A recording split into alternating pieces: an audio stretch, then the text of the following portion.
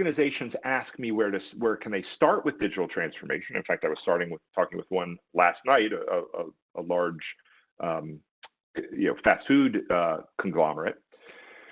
I say, start with the cultural shifts, because if you implement the technology but don't get the cultural aspects correct, the technology may or may not have the impact you intend. A great example here was a company that had begun to use Twitter to reach out to customers, and a customer had badmouthed them on Twitter.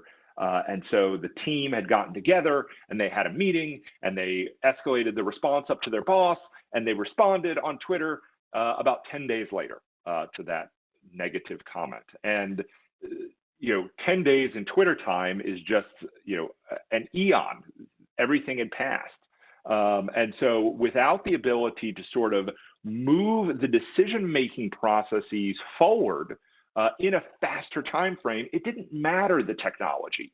Then conversely, the technology you choose to implement may change based on your cultural characteristics. Another great example is I was interviewing the chief marketing officer, chief digital officer, someone of Mondelez International, the large snack company. And about 7 years ago now, they had a situation where they were, the power went out at the United States, the US Super Bowl, which is the biggest sporting event in the US year. And companies paid millions and millions of dollars to get their ads online or get ads on the TV for 30 seconds. And when the power went out, Mondelez 10 minutes later crafted an ad for Twitter, because everybody went to Twitter to figure out what was going on, that said, "Don't worry, you can still dunk in the dark." And it became the viral sensation of that Super Bowl. And as I was interviewing him about this experience, he indicated that it took 18 months to get the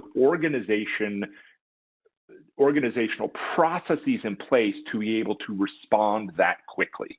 So you had to have new legal processes, you had to have new brand processes, you had to have new content creation. So they had to fundamentally rethink how their organization worked to be able to respond that quickly. If they had just been on Twitter, wasn't enough. You needed the organizational support to make that happen. And that's what this slide is showing us, is that the cultural aspects of the organization are oftentimes one of the, if not the most important aspect to digital transformation, because without the right culture, the technology is not going to matter that much. Second thing we found was not only did digitally maturing companies have a distinctive culture, they were also more intentional about that culture. So when we asked to what extent are you actively implementing initiatives to strengthen your culture by bolstering risk-taking, agility, and collaboration, 80% of digitally maturing companies said we're doing something to increase and strengthen our culture in these ways, compared to 23% of early-stage company. The following year, we asked a follow-up question: to what extent are you increasing your investments in these things?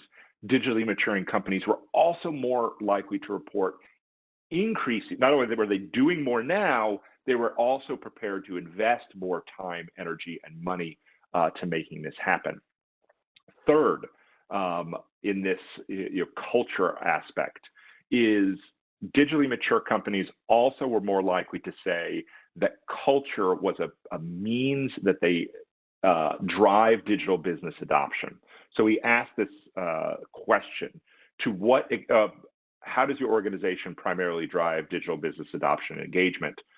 Early stage companies said we mandate it from the management. This is a very common approach where the CEO says, we're going to be digital, and just expects everybody to fall in line.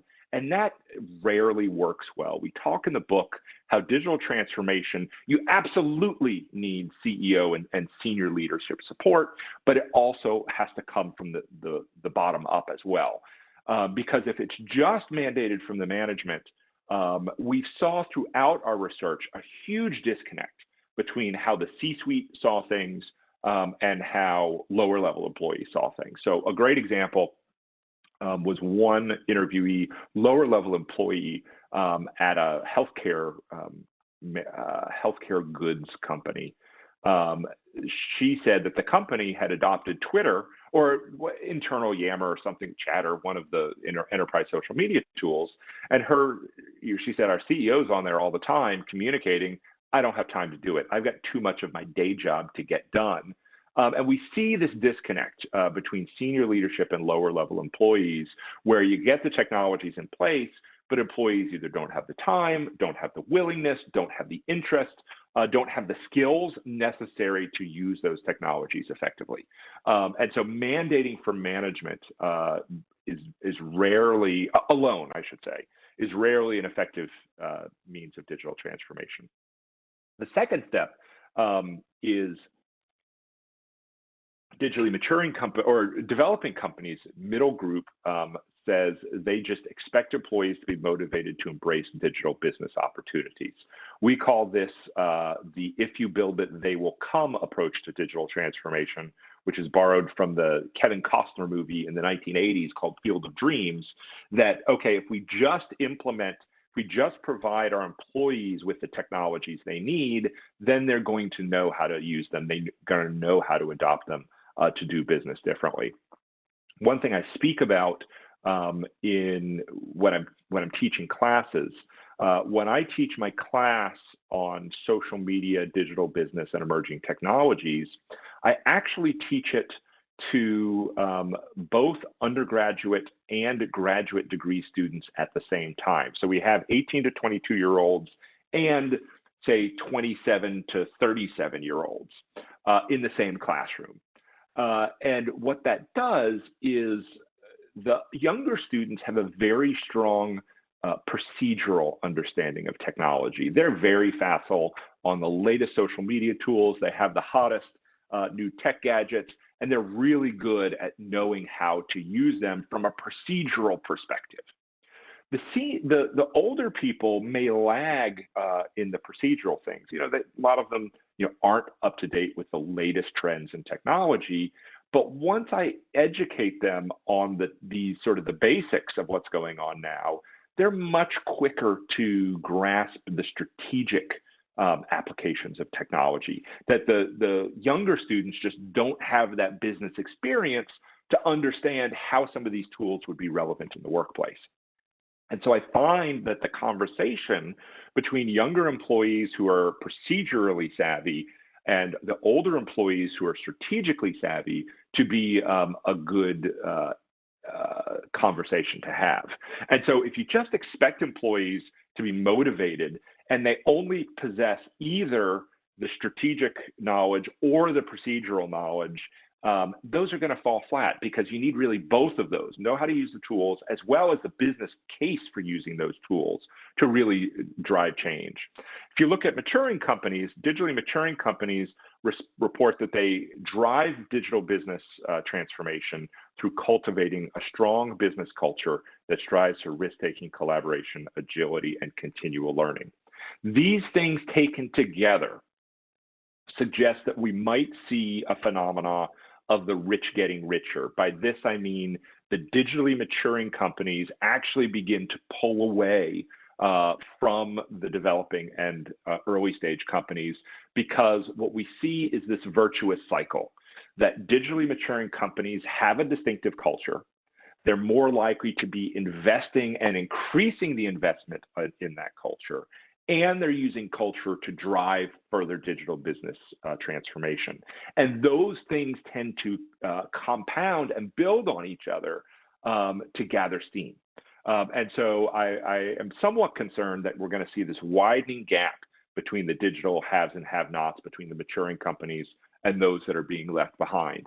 It will be really interesting to see how COVID does change this as a shock to the system that has really scared many of the, at least developing stage, if not early stage companies, into much faster action.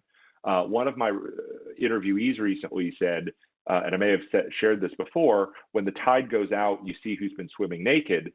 Now you see the companies that were really talking digital disruption and digital transformation, but weren't doing much about it. And those initiatives are being stress tested, whereas many of the developing companies who had been putting the plans in place but hadn't executed on them are very much ramping up those plans.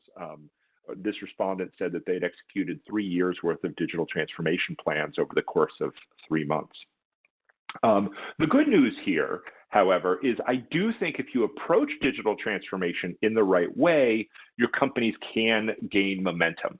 The important thing here is to recognize that digital transformation is not a one and done effort. We're not going to be transformed and then just sort of, hey, look at us, we're a digitally mature company. We very much use the term digitally maturing to describe that this process is ongoing and the new normal. Even once we survive COVID and companies transform as a result of that, technology is going to keep changing. The environment is going to continue to become uncertain. This need to respond agilely, quickly to organizational characteristics isn't going to go away, and the standard for digital maturity and maturing is going to keep changing, that this technology is a moving goal. So the good news is once you get started, it can begin to build on itself, and the hardest part is just those first steps towards digital transformation. And my hope is, if there's a silver lining in the COVID environment, it is this shock that gets companies moving, that allows them to then begin to develop that momentum. Next, perhaps the most surprising response of my the entire research is this one, and I presented this to MIT's Center for Information Systems Research, and the executive director said this was the most valuable slide in the entire deck. That we asked respondents, to what extent is your organization increasingly organized around cross-functional project teams to implement digital business priorities? And then to what extent does management structure and practices interfere with your ability to engage in digital business successfully? And these things move in an X. But what's more important, or just as important about this, and this was surprising to me, why should cross-functional teaming be associated with digital maturity? And in fact, I'm going to skip this next slide and come back to it. So I asked respondents, what is it about cross-functional teaming that is so associated with digital maturity? The CIO of Harley-Davidson said, that's just how digital is. It crosses functions, so you have to organize accordingly. And these large, particularly auto manufacturers like Harley-Davidson and Volvo, we talked about this last week or the week before, sometimes as they begin to roll out digital products, they realize they need to completely revamp how they're organized, because if you do it in a siloed format, there's no way the various parts of the car that are integrated on this digital platform can possibly talk to each other effectively. So it's only once you come together and have this holistic view of the production process and a holistic view of the product can you, effectively be digital. The Chief Digital Officer of Freddie Mac, skipping down to the third, well, Caterpillar talks about they are previously siloed, but as they begin to interact with their customers via digital platforms, the customers interact again across the whole organization, and they don't want to be interacting with silos. They want to be interacting with a unified organization. The Chief Digital Officer of Freddie Mac said, you have to organize differently to think differently. That if they kept organizing and doing business the way they always had, they wouldn't be approaching the problems and the new digital world with a different set of perspectives. And this cross-functional teaming created conversations and interactions that allowed them to think of digital in an entirely different way. John Hancock talked about, the chief marketing officer there, talked about how cross-functional teaming allowed them to protect innovation groups from the larger organizational bureaucracy. So they gave the example in their cross-functional teams, they embedded someone from the legal department in the team in its development processes, because if the team was allowed to create their innovations and then go to legal as a result, Legal always says no. I mean, that's just it's easier for them to say no than to work with the teams.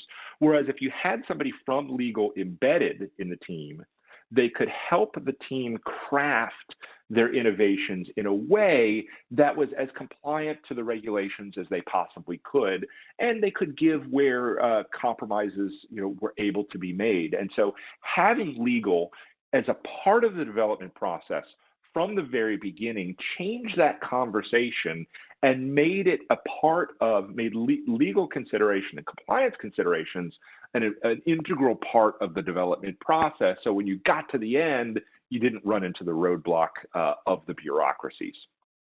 Carlos Baldwin, a colleague at Harvard Business School, said this cross-functional teaming enables modularity, which is good for environments dealing with uncertain environments, which leads to how Shamim Mohammed of CarMax approached things. He said teams enable greater opportunity for experimentation by enabling these modules. So if you have team A working on project 1 and team B working on project 2, you can then evaluate it after 6 to 8 weeks, see which experiments are being successful and which aren't. Those that are being successful, you can then channel more resources into it. Those that are not being successful, you can either retask, redeploy, kill the experiment and task them with something else. So this process of cross-functional teaming allows you to be more modular, run multiple experiments at a time, and then evaluate them as they're successful. Now, although cross-functional teaming is important, we also found that digitally maturing companies manage those cross-functional teams differently. They're much more likely to push decision-making down into the organization.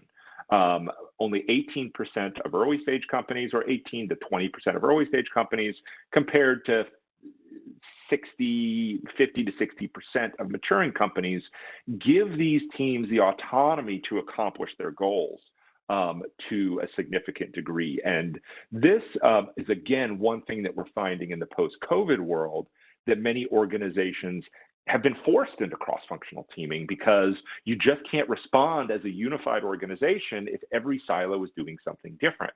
So what COVID has done is forced companies to be more cross-functional and forced companies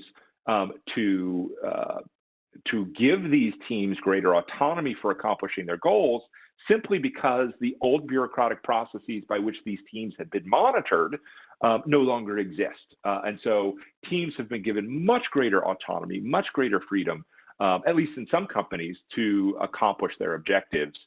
And again, this is sort of one of the silver linings is companies have been forced into different ways of working, many of the same forced into ways that we recommended in the technology fallacy that are hallmarks of more digitally maturing companies. So I think if companies can learn these new ways of working, it may benefit them for the long run.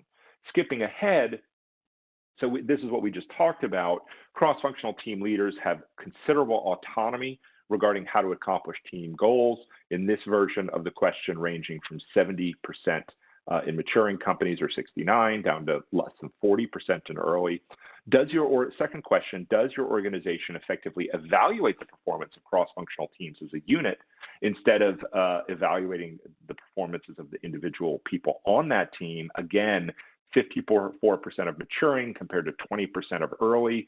If you only incentivize and evaluate the performance of individuals, the politics still there, and it's not clear whether the individuals have, particularly in matrixed organization, have the best interest of the team in mind.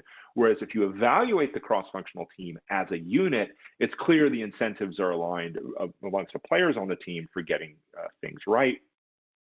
Last but not least, our organization's senior leadership effectively creates an environment in which our cross-functional teams can succeed. Again, this one is a big gap, 30% in early stage, changed by 73% in maturing companies.